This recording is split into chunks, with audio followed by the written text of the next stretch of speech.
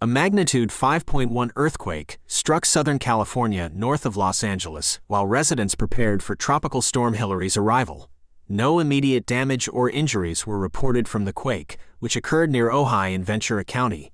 Multiple minor aftershocks followed. Although felt extensively in Ventura County, the incident information website reported no damage. The U.S. Tsunami Warning System ruled out a tsunami threat.